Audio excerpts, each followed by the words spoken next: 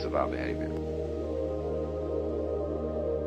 And if we see that it involves intimately and inescapably the behavior of what we call the other, the not self, the environment, and see that these two are moving together like the two sides of the snake when it swims, then you get a very curious feeling. You have to be careful of it if you've got a Western background.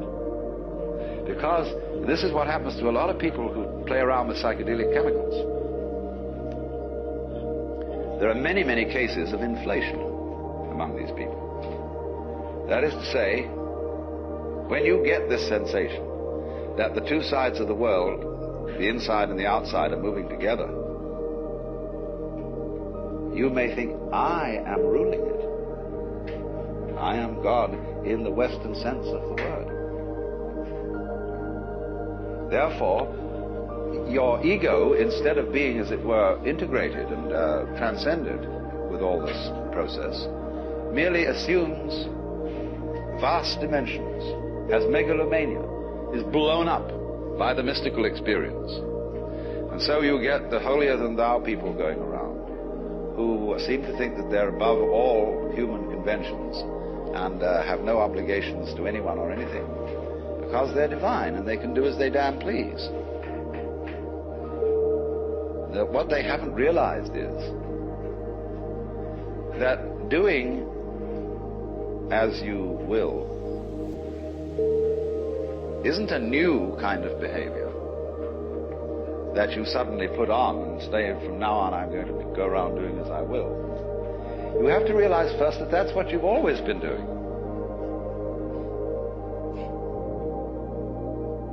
And you can look at this from a very simple point of view. It's not a complete point of view. But you can say, well, now what about the people who did good and who did the things that they didn't want to do? You know, everybody's mother said to us, darling, sometimes we have to do things we don't like. Well, what about that? Well, you can always say, the kid obeyed the mother and did the thing that it didn't like because that was the better part of wisdom. In other words, if it hadn't done that, something worse would have happened. And we choose the lesser of two evils. And when you find yourself in a situation where you have to choose the lesser of two evils, then you say, I want out of here. And you take the easiest way. You take the line of least resistance. So that's your doing. Now, you can pursue that more profoundly when you stop thinking about human behavior as something that responds to the compulsion of an environment. And you can get out of that when you see the behavior of the environment as an essential aspect of you. So it isn't, as it were, the environment starting something which you are therefore compelled to follow. It's the whole system moving together. So then, you get in the state of liberated or mystical consciousness, you very often feel that a hill is lifting you up as you walk up it. The ground seems to heave beneath your feet, and up you go. And you get this strange feeling of lightness, of effortlessness. Walking on air, never a care, you know. This wonderful sense that there are no obstructions anywhere. There's nothing, as it were, banging you and making you do that. It all flows together. And that's a very common sense. You are actually, in that state of consciousness, you are perceiving the goings-on, the Tao, the course of nature, in the way it's happening. But in the ordinary way, you've been conditioned to resist it, to fight it, and to use those sensations of resistance to create a sensory basis for what you describe as the ego. The ego, in practice, is a sense of strain. When you are aware of I, you are aware of a basic discomfort, which is located basically between the eyes, somewhere in here, a sort of tightness. Also, it's in other centers too. It's in the solar plexus, and there are various physical centers, in other words, where this constant tension or resistance against it is going on. And that's what you feel when you talk about I. when that tension ceases, you discover immediately that the separate ego has disappeared, and that what I refers to is simply the total panorama of experience, everything that's happening. That's I. And obviously I don't know all of it, because I can't inspect all of it with my radar, with my conscious attention. That would be a ridiculous undertaking, to know everything in that sense. We know it in a much better way, as we know how to grow hair and open and close our hands. So, this point of view can be understood if we clarify the initial problems we have about it. And I suppose the first problem is, if we accept the notion that everything that happens to us is our own karma, our own doing, then we have to be very careful of, shall we say, the devil of omnipotence, of inflation, of feeling that your ego is what is in control of all this. And the second thing is, if you think then that everything that happens to everybody is what they really want to happen, then you can absolve yourself from any qualms about being unkind to someone, because you could say, well, the unkindness I did you was what you really wanted, wasn't it? You know that business about the responsibility of the person who gets murdered for getting murdered? There is a curious sense in which a lot of people go around looking for trouble. Freud pointed out quite correctly the psychology of accident-prone individuals. They seem to be attracting trouble like lights attract moths.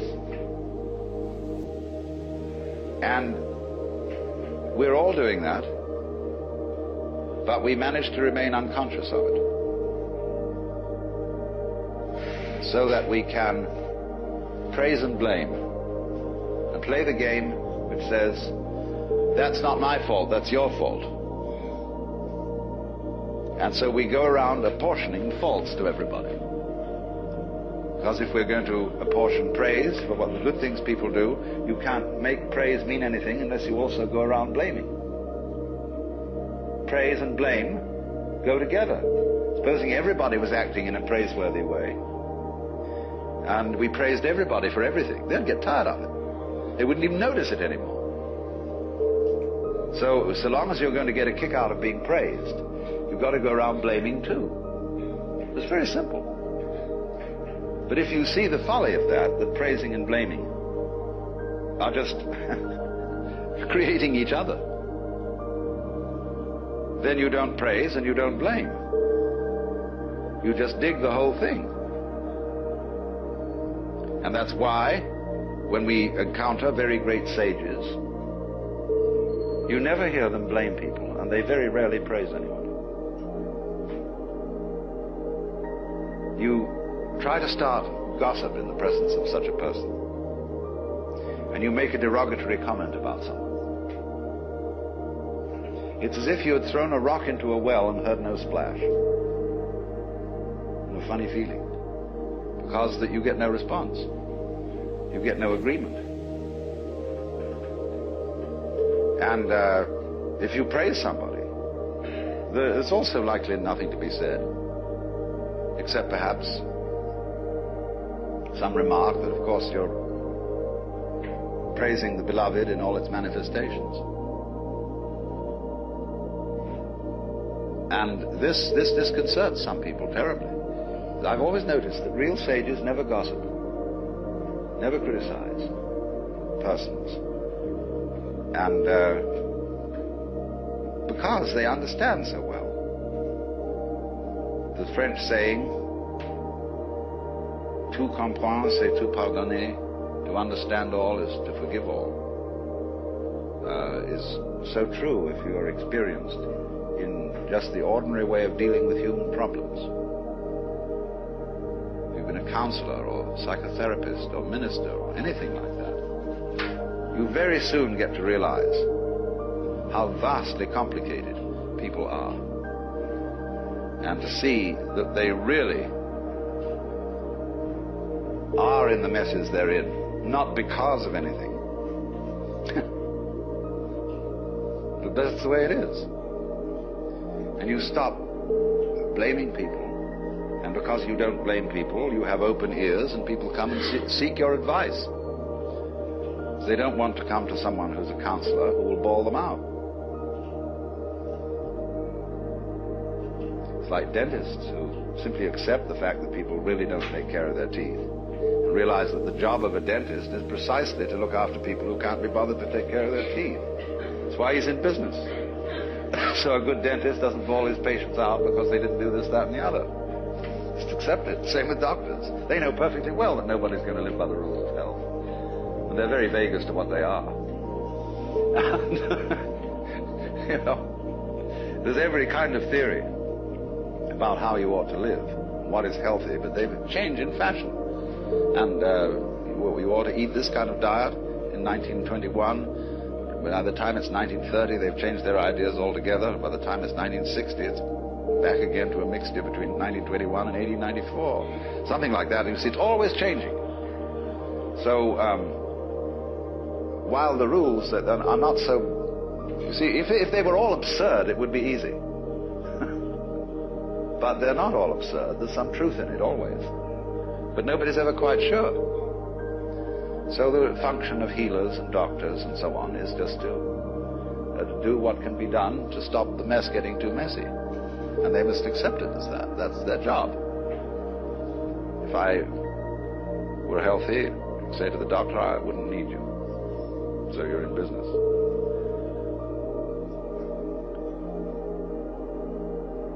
Now, what about it then?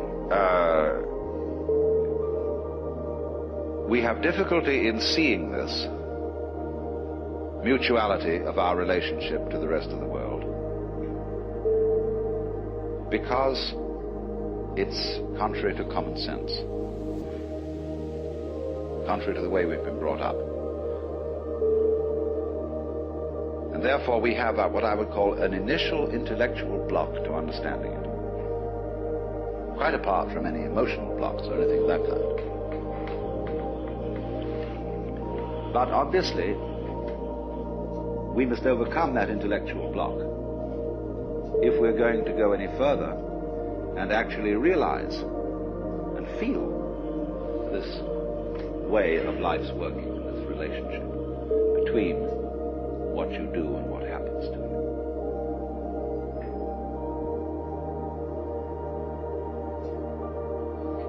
Then the question arises, then what do I do? Do I go around saying to myself, all this that's happening to you is what I wanted? I am inside and outside. I am the subjective and I am the objective. And you don't mean to go around thinking thoughts about this, so as it were to talk yourself into this way of feeling. Well, that's very superficial. Because this new sense of relationship to nature is something much more than an idea. See, ecologists and physicists have the idea that this is so. But they, mostly in their private life and in their ordinary human behavior, are just like other people who don't feel it and who feel themselves in a Newtonian billiards game, even though they've gone on to quantum mechanics.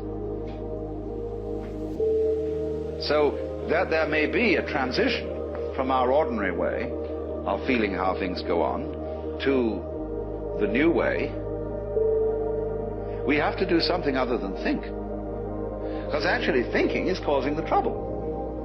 It is by thinking that we divide the world into separate events and separate things. That is calculus. And Ananda Kumaraswamy once described the life of the liberated being as a perpetual, uncalculated life in the present.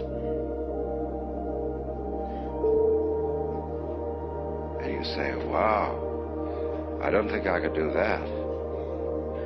That saying of Jesus in the Sermon on the Mount, be not anxious for the morrow, the uncalculated life. If God so clothe the grass of the field, will he not much more clothe you, faithless ones? And I've never met a preacher yet who would really take that up.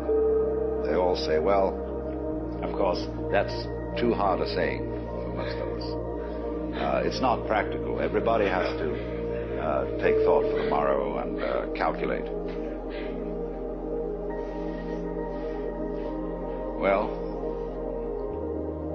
at this point, people can go in two directions. There's one class of people who will say, all right, let's live the uncalculated life. Let's not make any plans. And before you know where they are, they're living in a filthy pad and scrounging around and living on petty thievery and so on. This is the usual thing. This is got into it the wrong way. The first thing to do is, just as I said,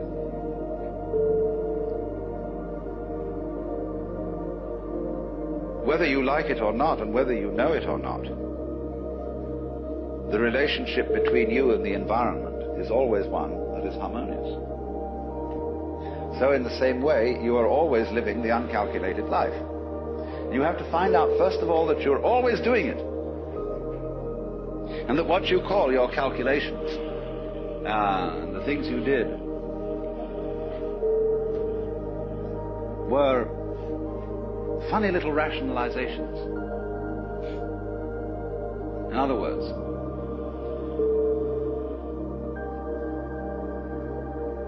your ego has about as much control over what goes on as a child sitting next to its father in a car with a plastic steering wheel that is turning the car the way Daddy drives it. Because, as I pointed out, most of the functions, most of the goings-on in you, around you, the circumstances of life, have nothing to do with your ego at all. And you don't even know why you make up your mind to do certain things. We know superficially, we have a few ideas. It's like when you enter into a marriage, you have really no control over its outcome, in the ordinary sense of ego control. You've taken a colossal gamble in which you've involved enormous complexes of patterns. And maybe it'll come out all right if you don't interfere with it too much. You don't. It's like Oppenheimer said, it's perfectly obvious that the whole world is going to hell. And the only possible way we might stop that happening is not to try to prevent it. You know, all these wars are started out by people who think that they're helping someone, that it's going to make things better. So, when you begin from the basis, not of saying, I should now live the spontaneous and improvident and non-calculating style of life, but realize you've always done that, only you rationalized that you didn't. You always did what you wanted to do, basically. Only you said sometimes it was my duty. But you preferred a conception of yourself as someone who always does his duty. That flattered you. And so you were still following your own way. Now the first thing then is to see that. That's what's happening. So that you don't think, well, now there is some special thing I have to do to understand this harmonious relationship between the individual and the world. Because if you work on it that way, you will start from the presupposition that that relationship doesn't already exist and has to be brought into being. The thing is, it doesn't have to be brought into being. It's there. But now when you see that that's so, it obviously starts to make a difference. You do behave in a different way. But the behavior, the new kind of behavior that is a result of a transformation, is not forced behavior. When you try to imitate the way a saint behaves, You have made a forced change, and you know all forced behavior is phony. It's like someone saying, I love you, I love you, I love you, when you don't. You feel you ought to, but you don't really. And there's something, it doesn't ring true. Just think of the poor Lord listening to all the prayers of all those people saying, I love you, Jesus. And he knows they don't. They're just saying this because they think they ought to.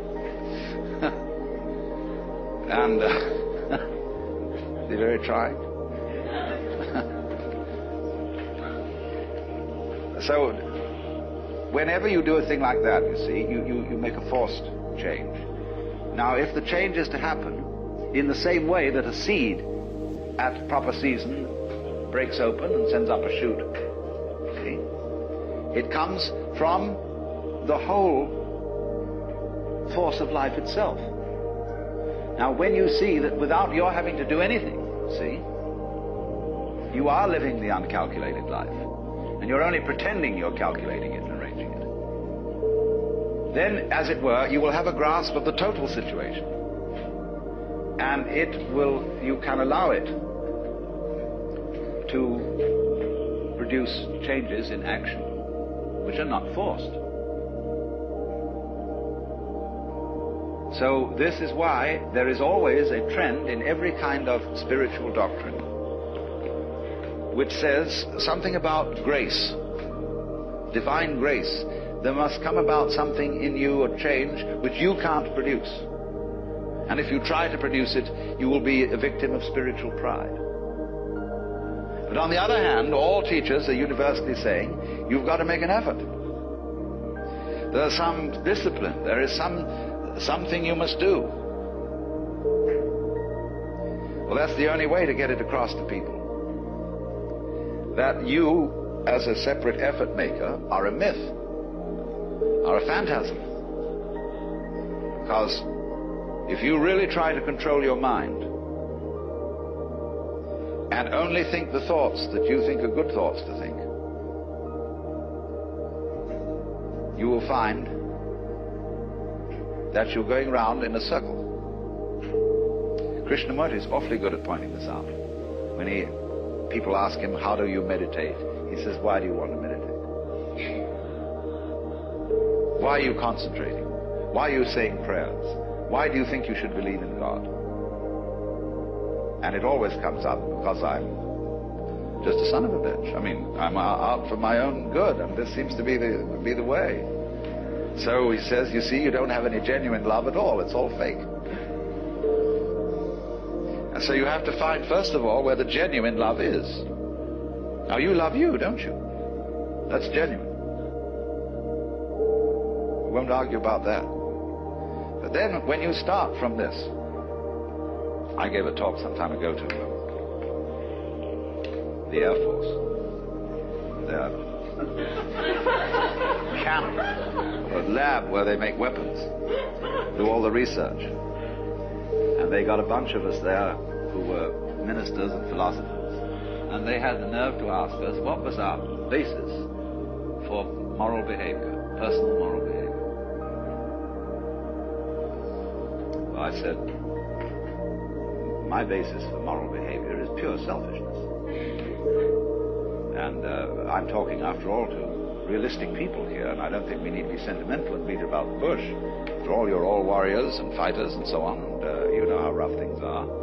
So I'm going to say to you frankly, I'm out for me. But of course, I don't do it in a tactless way. I don't go around and hit people over the head and say, give me this, give me that. I'm much more subtle. I say good manners and please and how nice you all are and so on, and finally people feel